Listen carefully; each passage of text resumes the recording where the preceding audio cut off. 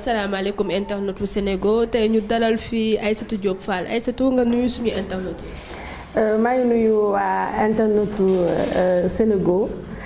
ñi nekk ci biir réew mi ak ñi nekk bitim réew di leen nuyu di leen jaajëfal ci invitation bi gëj naa def nag yu mel nii ndax man li ma gën a mën mooy poser question et je pense que loolu mooy journaliste yëpp une fois que ñu dëpp ñu caméra bi rek jox ñu micro ma dañuy xaw a jaxasoo donc voilà je vous remercie. su ma la doon wax nga décrire sa bopp Aïssatou Diop Fall ban genre de femme la. Bon je sais pas enfin je me décrirais plutôt comme femme-homme. parce que waaw parce que toute ma vie dama yàgg fight donc et dama identifié wu lu bari ak góor xam nga boo nekkee taaw nga teel a xam responsabilité yi nga xam ne moom nga am au niveau de ta famille et donc boo ñëwee tamit ci milieu boo xam ne très souvent jigéen ñi dafa am fu ñu leen di teg dañuy jàppee ay poupée ay bimbo ak yu mel noonu et man ma jàpp ne ci li mu mën a nekk bëgguma jouer second rôle wala figurant donc moo tax mosuma teg en avant yu mel ne ay physique ak yu mel noonu et donc dama yàgg takk sama ndigg comme góor ñi am taxawaayu góor ci lépp nag mooy jom bi fulla bi ba nga xam ne ñu bari ñi may jàkkaarloo sax dañuy fàtte ne jigéen laa te pour man loolu avantage la mooy ñu demee ak loo xam ne daal daf ñuy may ñun jigéen ñi ñu gën a compétitive ndax man pour man féminisme loolu la féminisme du jigéen gën a fort góor wala góor gën a fort jigéen parce que dafa am foo xam ne ñun mënuñu gën a fort góor ñi il faut pas se voiler la face ndax ci alxuraan la disparité boobu amee góor moo jiitu jigéen topp damay dégg ñu ne ci fàllare ndeyjoor su ma juumalee góor ñi lañ ñu sàkkee ñun jigéen ñi donc ñun mu mel ne mënuñoo fexe ba ñun jigéen ñi ñu nekk ci kaw góor ñi d'ailleurs ci mariage dañu lay jël yow jigéen ñu may la góor maintenant fenn rek laa jàpp ne foofu la féminisme en tout cas ma noonu laa koy dundee foofu la amee solo mooy sur le plan des idées sur le plan intellectuel ak sur le plan de la compétition saine ci wàllu liggéey donc loolu moo tax su may décrire sama bopp damay wax femme homme te wax dëgg yàlla je me sens bien ci loolu. femme homme peut-être bu ñu koy wax. ci rasta parce que greffage. waaw évolution am na. nga nekk journaliste ñu xam la Sénégal. léegi nga wax ñu métier en tant que jigéen nga nekk journaliste noo koy dundee. non xam nga yaa ngi wax léegi évolution li ngay wax da nga ne ma nekkoon rasta. mooy keroog Sodou Bousso dama ko invité woon sama benn émission mu décrire ma nu ma neex mu ni ma ba rasta jotee da ngaa rasta xam nga dafa neex moom ba teg si ñëw brochine jotee da nga ko def. kon yow li ngay wax évolution ci wàllu physique la ci wàllu look la mais dama jàpp ne loolu lii enveloppe la man nag fu kawe laay waxee moo tax très souvent sama wax bariwul ndax très souvent li may gëm ak li ma gëm laay wax te très souvent yi may wax fii Sénégal c'est pas mën nañu ko déggee neneen moo tax ma ni lii enveloppe la li feeñ enveloppe la enveloppe nag yàlla am na ñoo xam ne dafa leen may enveloppe bi rafet lii mel nii wala mel na le mais dama jàpp man ne du lu am solo la preuve boo faatoo dañ naan ruu gi dem na lii moo fi des moo tax ma mosuma jox importance lii j'aime bien nag me faire plaisir su ma amee envie sol dara ma sol ko wala nangam comme nii nag laay solo gis nga sama caaya laa def ak sama yére bu simple man duma maquillage du ma def da à part rouge à lèvres et donc rasta bi pour man ba léegi moo fi nekk parce que man rasta defuma ko pour look man defuma dara pour ay look déjà bañ naa ko ba lu xew du ma ko def parce que man bugguma lu xew yi moo tax sama ay propre code bopp laa yor rasta pour man au-delà de la symbolique au-delà de aspect mode bi c'est d'abord la philosophie c'est un esprit mon esprit free la c'est-à-dire que yow loo xalaat nga wax ko nga nekk ci dëgg dund dëgg la ca des nag mooy liberté bi nga am te ma nit ku libre laa ñi ma xam nag sama jëkkër yi ngi ni toog ñi ma xam ak ñi may liggéeyee ñi ngi may seetaan ñi ma xam dëgg laa waxuma nag ñu taal seen télé dama seetaan parce que loolu liggéey la rek comme tailleur bi mais ñi ma xam dëgg xam nañ ne du ma wax lu ma xalaatul am naa rusukaay mais aw ma ragalukaay te nit ku libre laa liberté boobu nag moo fi nekk ba léegi mooy pour man rasta gi ma nekkoon ba léegi maa ngi ci parce que rasta c'est dans le cœur te ba léegi maa rasta laa. Sénégalais bi ñu leen laajee Aïssatou Diop Fall dañuy wax ku mën defante la jigéen bu mën defante la. ci télé bii ci waxinam. bu ko invité day def wax ku mën defante la léegi yow loolu bu ñu la koy wax est-ce que réellement Aïssatou Diop Fall noonu la mel. non pour man loolu compliment la parce que xam nga comme ni may waxee xam nga fii da nga gisee Sénégal. jigéen boo xam ne loo xalaat nga wax ko ñu ne da nga mun defante xam nga ñoom defante peut-être dañ ko jox connotation bu négative mais man pour man compliment la parce que ñu ne ma da nga mun defante moo ma gën a ñu ne ma da nga ñàkk fayda parce que alhamdulilah boo ne Aïssatou Diop Fall doo ci dégg lu ñaaw doo dégg ne bandi la doo dégg ne toxkatu sa day tox cigarette doo dégg day mandi doo ma gis ci boîte musuma dugg ci boîte musuma dem plage xaw ma luy cigarette xetu cigarette dama am sinusite donc yooyu pour man loolu yëpp teguñu ma ko li ngay dégg mooy dafa mun defante dafa am fulla dafa am fayda dafa pànk parce que nag dama jàpp ne je suis une femme de caractère ndax nit lu ne rek ñun ñëpp lu ñuy déterminer ak lu ñuy définir mooy suñu jaar-jaar bu fekkente ne man sama jaar-jaar te comme ni ma ko waxee ci télé laay wax te ñi ma dëkkandool xam nañ ko fi ma yaroo màggee fa ñun waa Pikine lañu xam nañ ne man sama àddina yëpp dama ko raam ba agsi fi ma agsi man kenn mësuma pistonné mësuma am benn traitement de faveur lépp lu ma am ginnaaw yàlla ak yonent bi dama ko ñaq et dama ñëw ci milieu comme ni ma la ko waxee dama ñëw ci milieu boo xam ne su ma neexoon ma choisir yoon bu gën a gaaw bi comme ñenn ñi ni ñu koy defee mais man dama ñëw choisir commencer par le b.a.-ba agsi ba fi ma agsi et donc ci loolu nag nit laa aussi koo xam ne du ma nit ku ñàkk fayda te du ma nangu ku ma ñàkkal fayda parce que ñëpp laa jox respect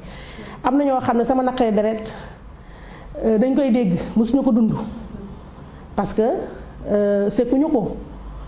man kenn du ma tànnal sama xeex wala sama combat kenn du ma ko tànnal kenn du ma tànnal sama adversaire man maay tànn lan laay combattre lu ma jaral combat ak lu ma jaral kan mooy sama adversaire mun naa nekk ak yow 200 millions d'années doo xam sama naqaree deret mais ku ma làmb daj ma te nag comme ni ma ko waxee rek góorgóorlu naa ba nga xam ne du ku ma wasi yu ñàkk fayda ma fekk si la fi mais bu dee lu am fulla lu am fayda boo ma bëggee yàpp wala nga bëgg ma naxasal ma taxaw parce que man non bu dee pour man loolu qualité la c'est-à-dire pànk bi lépp dégg-dégg la pànk bi bu fekkente ne man du ma dox boo xam ne damay màmm di dem boo ma xoolee ay dama xuloo non c'est-à-dire lu ko jar laa koy def boo ñëwee bëgg ma yàpp bëgg ma def yëfu ñàkk fayda nee naa la man góor laa boo ma bëggee yàpp wala bëgg ma def yëfu ñàkk fayda ma taxaw ak koo mën a doon nag koo mënti mel man awma ragalukaay rusukaay laa am te loolu defe naa ni mandarga gor la parce que gor mooy bañ ko ko yàpp gor mooy am jom te man dama jàpp ne gor pire laa mais nag du ma dof boo xam ne dama tourné du xuloo nii comme ça n'importe comment à tort et à travers non je choisis mes combats et mes adversaires par contre quand je me sens attaquée ci loo xam ne pour man injustice parce que bëgguma injustice pour man bu dee lu injustice la wala boog loo xam ne incompréhension lu jar a leeral ma jóg leeral mais su ma leeral ne affaire soxor ak jalousie yooyu man j'ai pas ce temps mais voilà donc pour man daal c'est un compliment dama pànk c'est un compliment c'est pas mauvais en soi. ok oui merci. léegi nga wax nga ne femme am nga woon. est-ce que dinañ la doon boole ci ay 8 mars di la invité di la wax nga wax sa liggéey ak yooyu noonu tellement que yow taloo ko woon est-ce que daanoon nga am chance yooyu nit ñi di la invité. non man nag de tout temps wax dëgg yàlla suturaal na ma ba ma nekkee ci métier bi ba léegi yaakaar naa ne bokk naa ci lim bu néew bi nga xam ne sama naataango yi bëgg nañu di ma invité. xam nga yaa ngi ne tey invité nga ma. bul xam nag lu tax ma ñëw fii Sénégal c'est parce que moi je suis Sénégal damay seetaan Sénégal et bu doon su ma leeroon ne site bu ñàkk fayda la du ma fa ñëw parce que comme ni ma waxee man je contrôle sama image contrôler sama communication doo ma dégg si daraay ñàkk fayda bala maa ñëw ci lenn xool naa ko ba pare bu doon am na yeneen yoo xam ne nii bu doon ñoom la ndax du yéen kese yéen a ma woo chaque jour nit woo ma site bu jóg woo ma ak yooyu site people yeeg nangam sangam mais moi je vois Sénégal vous faites des vidéos vous faites des trucs et j'apprécie ce que vous faites moo tax ba nga ma woowee ma sawar a ñëw donc ay 8 mars ak yeneen même bu dul 8 mars dañ ma yàgg woo mais comme ni ma la waxee man du ma wax kat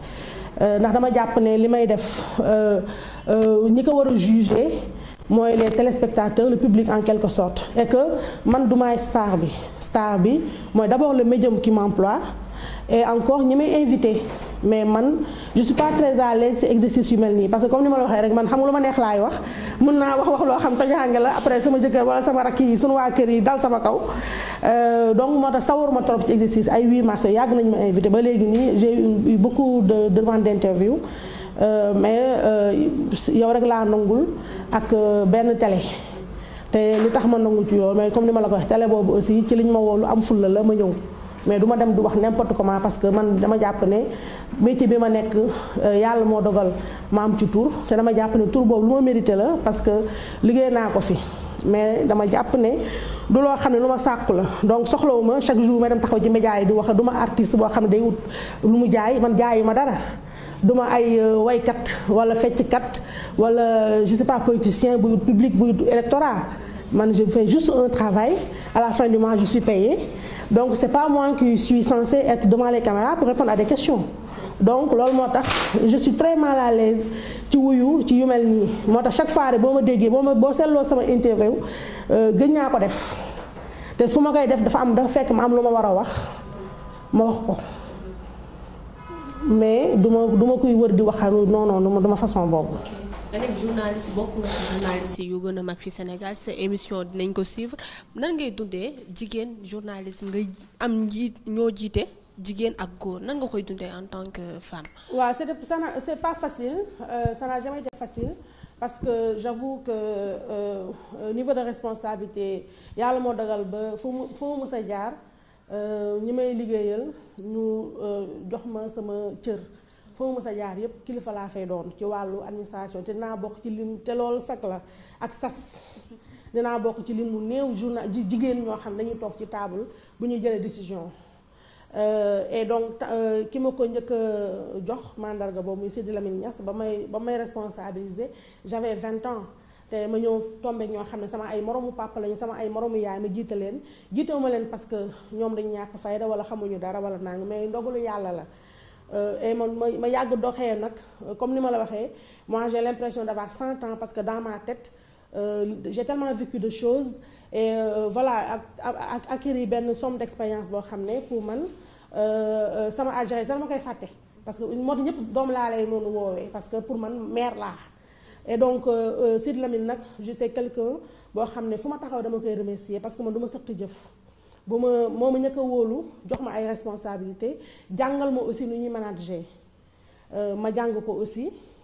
mu jox ma expérience bi ma xam ne jigéen laa et donc dafa am gestion jigéen ak gestion góor bokkul jigéen déjà boo ñëwee nga nekk xale bu tuuti di jiite ay góor di jiite aussi ñoo xam ne ñoo la mag di jiite sa ay rakk il faut que bu weesoo le côté administratif pur et dur am na tamit au niveau humain sur le plan humain am na noo xam ne da nga ko war a comporter woo mooy xaw a fu dóor jotee nga dóor mais boo dóoree ba pare di nga jaar suuf seral parce que loolu c'est le côté maternel de la femme et donc wax dëgg yàlla j'ai jamais eu de souci ci loolu parce que ku ma xam ma ak rigueur loolu moom ñëpp xamee nañ ma ko moo tax boo dégloo sax sama bojo yu bëri lu ñu may njëkk a reproché mooy. rigueur waaw si loolu laa bëggoon ñëw parce que de Walf à TFM ñu bëri ñi ngay jiite dañ lay critiquer si da nga dëgër da ngay imposer yenn affaire yoo xam ne dafay metti si mais loolu ma chérie mooy li ma la wax léegi xam nga dama la wax ne xam nga loolu bu doon man góor laa kenn du ko wax mais xam nga jigéen ñun la ñu baatee comment on dit ñun la ñu dañu dëkkal ñun suñu xel yi que nous sommes le sexe faible dëgg la on l'est par rapport à beaucoup de choses au niveau sociologique on est d'accord mais pour man ñun jigéen ñi dans la pratique dañu war a wane différence li ñu nangul góor duñu ko nangul jigéen donc man rigueur bi may wane noonu am na sama ay fanweeri moroom góor ñoo xam ne dañu wane la même rigueur même plus mais kenn du leen critiquer man nag je préfère être critiquée ci lu baax moo ma gën a ci lu dëng su ma ñëwee ñu jox ma yëf man déjà bu ñu may dénk dara damay exiger ka ma ko dénk mu jox ma lu ñuy wax feuille de route mooy mu wax ma lii laa war a def lii ak lii ak lii ak lii lii mooy sama objectif lii mooy sama mission man wax naa la ne maa ngi sant yàlla namuma dara bu ñu ma waxee loo xam ne nii te man je suis pas influençable du ma ku ñuy du ma poupée bu ñuy may chaîne daal bu dee dañ ma jox dénk loo xam ne nii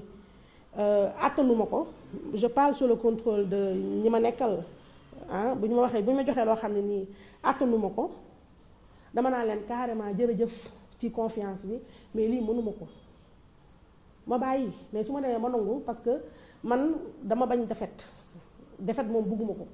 comme ni ma waxee lu ñuy pardonné góor du ñu ma ko pardonné je suis jeune je suis une femme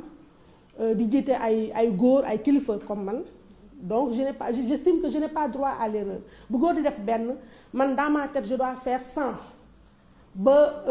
duñ ma critiquer négativement ñi ma dénk duñ ma woon ne ma Aïssatou tu as failli ici et tu as failli là loolu laay bañ moo tax ñi may liggéeyal li ngay dégg ñu wax ko dafa dëgër dafa am rigueur moo ma gënal nag que dafa ñàkk fayda parce que ñàkk ma fayda dafa laxiste ma par exemple Sénégal ñu bëri xamuñu ne j'ai des postes de responsabilité à la TFM ñu bëri xamuñu ne kilifa laa fa ñu bëri xamuñu ne maay diriger rédaction bi ak journal télévisé ñu bëri xamuñu ko les gens me réduisent à benn émission dimanche le truc alors que c'est au-delà de loolu kon lu mel noonu moo koy def te je pense que JT TFM yéen a ngi koy seetaan peut-être tout n'est pas parfait mais on essaie de faire de notre mieux léegi imagine-toi bu fekkoonte ne dama ko boole ak laxisme dama ko boole ak ñàkk fayda dama ko boole ak ñëw toog lu waay neex def non parce que man lu may jiite cangaay lu ma sant nit rek maa la ko dàq te lu ma jiite nit dama koy jiite mais nag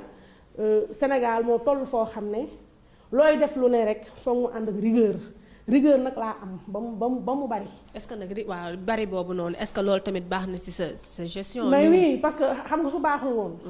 bu baaxul woon da ngay gis par exemple continue dafay jouer ci yu bari da nga gis da nga xëy suba rédaction bi kenn du liggéey ci parce que ñun fii Sénégal ñu xamuñu ponctualité. di nga gis ku tëdd këram ne du ñëw. ñëwuma tu vois ça mais amul loolu. man je suis contente su ma sama kilifa yi di wax ne sama département bi ma yoree ci Futurs Médias en tout cas ci TFM bokk na ci département yi nga xam ne au moins ñu ngi jéem a dox loolu c'est sas la parce que comme ni ma waxee man dénkuma sama bopp dañ ma dénk ñi ma dénk ñoo may noté bu fekkonte ne baaxul ñu teggi ma naa ngi teg fa keneen mais man bañu ma ku ma sanctionné l'essentiel mooy boo ma woowee ci sanction tamit di nga am foo ko teg mais rigueur moom defe naa ne du ëpp mukk rigueur moom du ëpp. D'accord dafa baax daal. ngay def benn émission face to face nit ñi dañ koy seetaan comment tu arrives à gérer tes invités déjà booy seetaan dañ naan bu njëkk ba te da nga ko doon def Walfadjri sorti dañ naan da nga des fois questions yi dafa ëpp li ngay poser dafa ëpp li ngay wax nit ñi da nga leen di dépasser nga ñëw TFM indi beneen tempo di nga booster invité bi ba nga am li nga soxla mais avec la manière est-ce que da nga mûrir ci émission yi ni ngay au fur et à mesure ngay def émission nga màgg nga toog xalaat nag critiques yi bëri na si trop si Aïssatou Diop Fall nga xaw a changer stratégie. non même pas tu sais loolu dafay traduire état d'esprit. xam nga man quand j'étais d'abord man j'étais pas préparée pour faire ni la radio ni la télé man CESTI laa jógee CESTI ba ma fay dugg presse écrite laa doon def parce que man bind laa gën a mën nag wax ñi ko xam bariwul déjà dama timide ça j'en ai pas l'air mais dama timide bugg ñemewuma nit yu bari benn deuxièmement aussi je partais quand même avec de gros handicap mooy dama bar donc ay wax yooyu mosuma intéressé ay télé affaire star yooyu moo tax loolu moo ma sauvé ba léegi mooy ma damay dox ci mbedd bi nit ñi duñu ma xàmmee parce que mun ñu imaginer ne man la parce que j'aime pas le maquillage j'aime pas tout ce qui est fanfreluche donc tu vois alors du coup j'étais pas préparée pour ay affaire télé ay affaire rajo donc c'est vraiment par hasard laa demee laa choisir rajo et donc mon diplôme rajo laa am télé daf ma dab après ma dem jàngi jóge et cetera voilà alors je veux dire que jeunesse la xam nga nit da ngay évoluer c'est quand même des mentalités qui évoluent mutation moom dafay am tamit ci nit n'est-ce pas mais man dama nit ku ñuy influencer man quand je dois faire des erreurs je préfère que ça soit mes propres erreurs pour que après je puisse me corriger de par moi-même alors de Walfadjri à TFM évidemment je suis plus la même personne pourquoi parce que tout simplement ba ma bàyyee Walfadjri man dans ma tête c'était bàyyi naa média ça m'intéressait plus bàyyi naa média parce que ku ma ne woon déjà di nga jógee Walfadjri du ma ko gëm ba ni ma Youssou Ndour jël see France ma ñëw maintenant ba ma bàyyee Walfadjri quand même en France bon je faisais pas grand chose à part glander et donc ma amoon temps may seetaanaat sama bopp. may seetaanaat sama bopp parce que j'avais rien d'autre à faire. Donc may seetaanaat sama bopp et ba may seetaan sama bopp je dois avouer que je ne comment dire image bi ma doon refléter man neexuma. Dama ne bëgguma bàyyi parce que man naturellement noonu laa mel c'est-à-dire ni ma mel sama émission noonu laa mel mooy man ba ni may wax ak yow li ma xalaat laay wax man ba léegi nii je suis incapable ma xalaat dara bañ ko wax mënuma ko parce que kenn yarewu ma noonu suñu waa kër noonu lañu mel ni ma mel ni sama rakk yi ñoo ma gën a garaaw ñi xam sama rakk yi xam nañ ko ñun noonu la ñuy yaree dañuy yar ci loo xalaat nga wax ko mais avec le plus grand respect et donc Sénégal c'était nouveau xamuñu woon type franchise boobu xamuñu ko woon et donc voilà mais musuma ñàkk kenn manque de respect kenn musuma saaga kenn parce que man nit ku naturel la te man du ma bëgguma blesser nit de quelque manière que ça soit maintenant ba ma bàyyee Walfadjri et que ma toog amoon beaucoup de temps may seetaanaat sama bopp j'ai fait ma propre autocritique honnêtement man nit ñi lu ñu wax sama jëkkër mi ngi toog xam ne man keeruma loolu man sama bopp laay sama xel laay demee et je dis souvent que je suis ma meilleure critique parce que man dëgg bi ma ñemee wax sama bopp laa ko ñëkk a ñemee wax et je sais me rectifier quand il le faut et donc quand je me regardais ni ma doon wanee neexuma ma ni man bëgguma bàyyi ADF bi bëgguma ko bàyyi ci Sénégal mooy ADF bu réew parce que nit ñi dañ jàppoon ne dama réew alors que man je sais que réew ma mais loolu laa doon wane parce que par rapport ak société bi nu mu mel man j'ai pas eu cette formation là donc dama doon wax li ma xalaat laay wax donc après j'ai compris que il y avait un problème de perception de mon message tu vois donc ni ma doon waxee ak par rapport ak yu bëri pesanteur sociologique yi fii c'était pas enfin genre c'était compliqué quoi tu vois léegi ci laa ne man de bis bu ma yàlla may chance ma amaat possibilité defaat télé vraiment dinaa won Sénégalais yi beneen facette dinaa leen won ne wax dëgg yàlla réewu ma parce que man xam naa ne réewu ma ku ñeme dëgg laa ne ñeme ko wax mais wax dëgg yàlla réewu ma daal te bëgguma ñu jàppee ma ku nit ku réew parce que c'est pas moi c'est pas ma personnalité man du ma nit ku réew te loolu laa doon wane moo tax ba ma Youssou wootee j'ai pas hésité ma ñëw ba ma ñëwee aussi vous avez vu j'ai rasta yi dara taxul ma dagg ko lu tax ma dagg ko mooy tant que maa ngi waroon sama rasta yi nit ñi duñu sentir ne voilà c'est plus la même ADF quoi genre regarde j'avais à l'époque j'avais la vingtaine tu vois loolu boobu j'avais la trentaine maintenant et j'ai évolué quoi tu vois et donc tant que les gens allaient bloquer sur sama rasta yi et duñu gis sama mutation alors que man soxlawuma siiw bëgguma dara li ma bëgg mooy vivre ma passion c'est la communication c'est comme keneen ñi nga xam ne dafay woyee ak yooyu man la seule passion que j'ai dans la vie c'est ça et nelaw dormir tu vois ma ni donc man j'ai pas ma ni su ma yàlla may chance boobu dinaa dem wan Sénégalais yi beneen image ci man nga xam ne su ma fi jógee su ma génnee àddina ñu ñëw sama descendance au moins boo cliquer Google tu vas voir l'ancienne Aïssatou Diop Fall mais tu vas voir la nouvelle mais chance est-ce que loolu xas la mais on parle français au fond j'ai été classe ce que j'ai dit li ma wax laa xalaat dama expliquer ne contrairement à ce qu'il croit du xeesal bu raté parce que man ba may xeesal sax mosuma timp tampa télé laay génn ñëpp ngi may gis c'est la première fois ñu gis ma loxo yu ñuul man ba may xeesal 0 tache ba ma bàyyee xeesal kon xanaa ko du ma tache donc j'ai expliqué pour ñu parce que pour man les gens ne comprenaient pas ce qui s'est passé j'ai expliqué ba ma expliqué ba pare ci laa ñëw taxaw ma ne nag ñun jigéen ñi dañoo war a am fulla bañ a bàyyi ay waxu futilité pendant que suñu sœur yi ñu ngi leen di agressé pendant que suñu doom ñu ngi leen di agressé ñu ngi mutilé ay nit di def nangam y a beaucoup de choses beaucoup plus importantes que loxo yu ñuul et puis tamit jigéen ku ne xam ne jigéen ju góor moo gën a gentil ci moroomu jigéen mais jigéen dafa soxor ci moroomu jigéenam bu ñu xool ay da ñu ngi xool cheveux bi est-ce que naturel la est-ce que baax na ay yu ñàkk fayda yoo xam ne ça ne fait pas avancer kenn musul dégg góor di xas moroomu góoram amul donc man loolu laa bëggoon a wax mais lu tax nga ne da nga regretter tontu bi de sànq yaa ngi koy wax pourquoi ma regretter ko mooy après maa ngi gis ñu naan na ma ni benn commentaire ñu non mais Aïssatou heureusement ba nga bàyyi xeesal comme bàyyi nga xeesal naa nga ma ne non man taxu leen ma bàyyi xeesal ba taxu leen ma xeesal d'accord mais demain su ma amee envie xëy dama ne suba ne vous étonnez pas bu ngeen xëyee suba gis naa may weexaat tàll man lu ma neex laay def. lu ma neex maa moom sama bopp maa moom sama yaram maa moom sama yàpp maa moom sama xaalis j'ai mon propre argent j'en fais ce que je veux. su ma amee envie ñi nga xam ne dañu am seen xaalis dem di jël seen ween yi di ko tatoué def lu leen neex gënuñu ma. ku am sa xaalis moom sa yaram loola neex nga ciy def bu sama yaram di yàqu sama yaram la du yaramu kenn moi je ne m'érige pas en modèle. ñëwuma pour ne non damaa bëgg nit ñi fan ma man du ma waykat du ma artiste. soxla ma ku ma fan soxla ma ku ma bañ je viens je fais mon travail et puis je vis ma vie hein. Je fais ce que j'ai envie de faire. Mais ku mu neexul nga zappé je suis pas la seule qui fait des émissions. mais man kenn du ma conditionné kenn du ma contrôlé lu ma neex laay def su ma bëggee rasta ma rasta su ma bëggee xeesal ma xeesal ba mu neex su ma bëggee ñuul ma ñuul su ma bëggee jaune ma jaune mais ça ne regarde personne. D'accord. Ku mu neex ça va ku mu ne sama jëkkër neex na la ah chérie neex na ko mais que veut le monde. Ça plaît à mon mari même. Waaw. Comme ça mais je m'en fous de ce qui ne m'aime pas. D'accord. Waaw léegi ñëw nga Aïssatou sa fukk bi yëpp nga wax fi kaas nga wax nga sa doléance léegi mën naa xam ñu dalaat un peu. jigéen nga référence nga am na ñu bëri journaliste bëgg nañ doon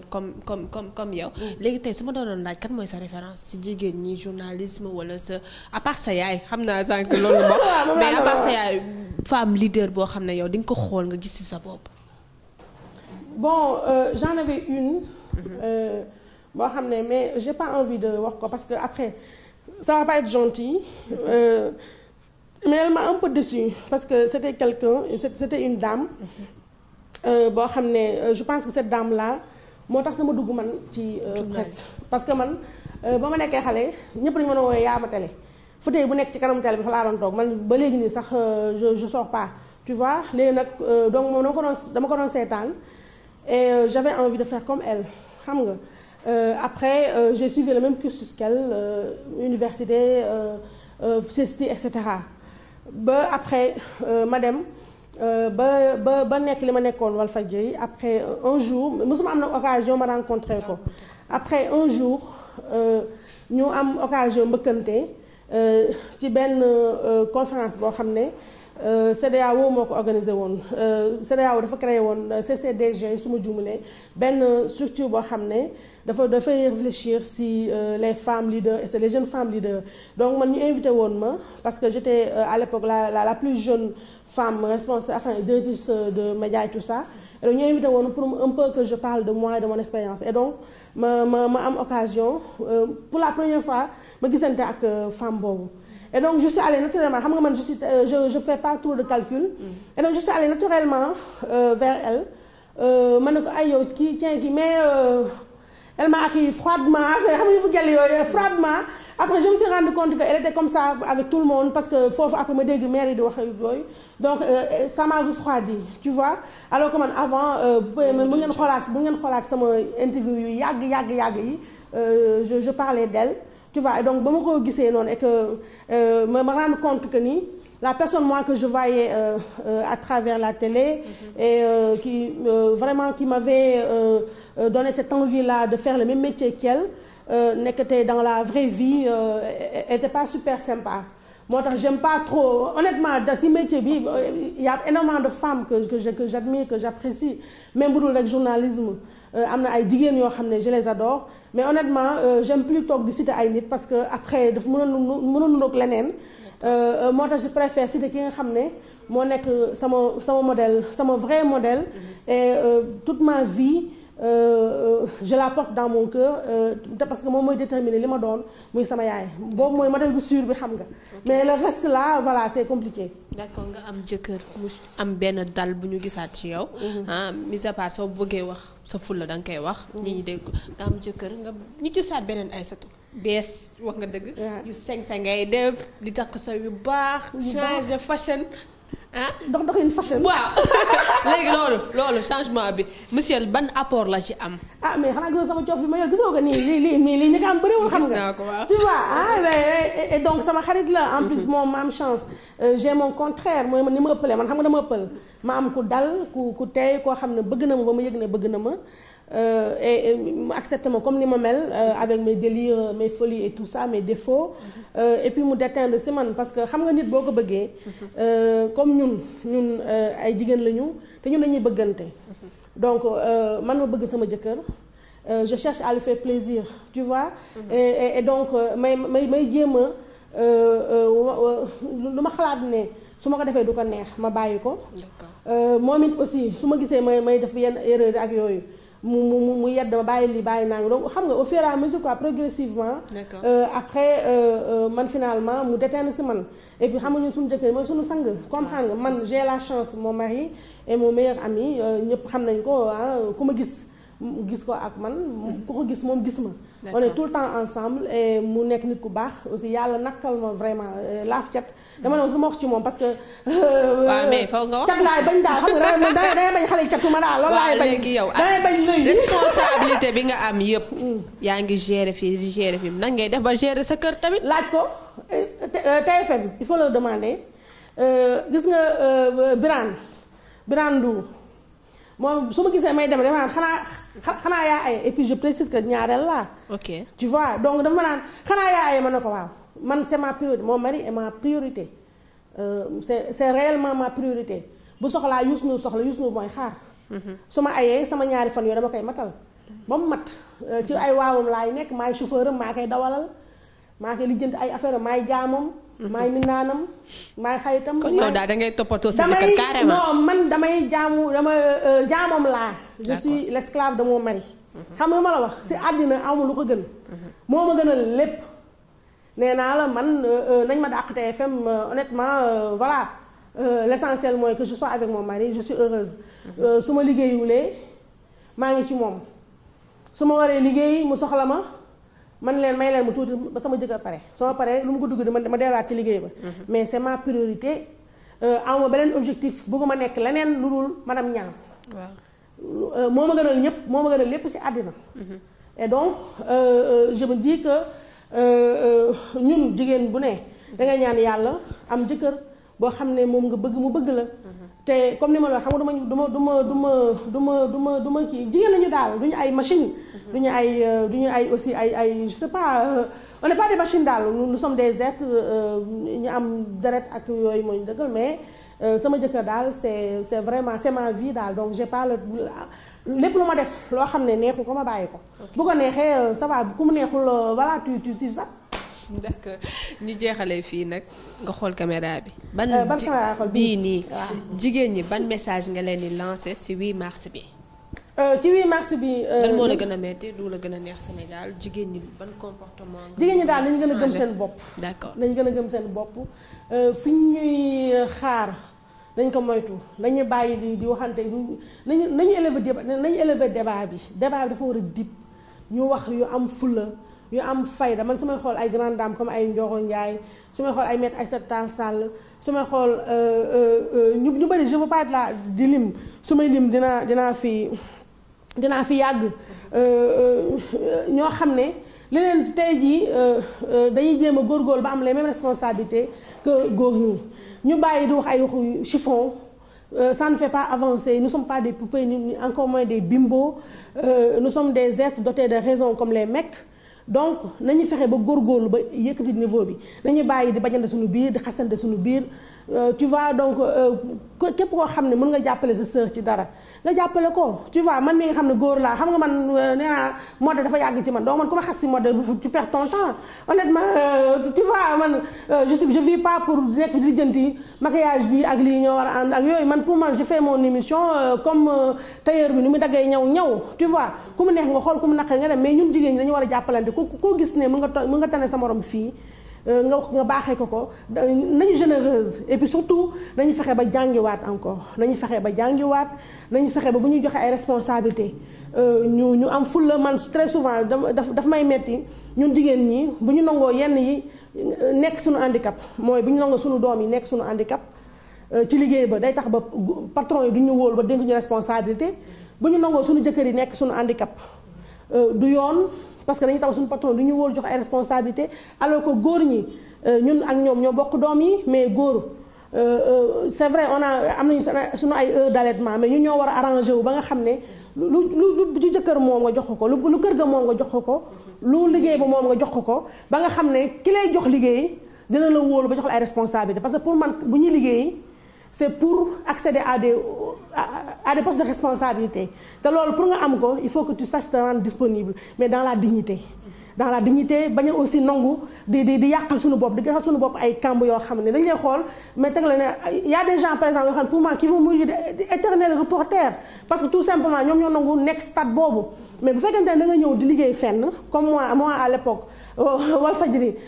tey su ma toog si benn même table comité directeur ak Mamadou Ibra Kane mi nga xam ne moo corrigé sama papier quand j'étais stagiaire moi je suis fière de moi dama naan ñafe naa fayet naa ba toog foofu alors que c'était pas évident à la base donc pour man daal jigéen ñi 8 mars warul nekk le côté festif moi j'ai fait une émission boo xam ne chaque fois damay góorgóorlu ba mu am thème ñu discuter autour de ce thème là mais bu dee 8 mars dañu war a ñëw def ay fa bimbo ay kafre fekk sañse yooyu c'est ay accessoires la ñun ñoo war a fullaal suñu bopp nit ñi fullaal ñu mais bu ñu ñàkkalee suñu bopp fayda chaque fois underground la ñuy nekk alors que il est temps ñu nekk over. Merci beaucoup. Merci Sénégal, merci et puis voilà j'adore le site et bonne continuation.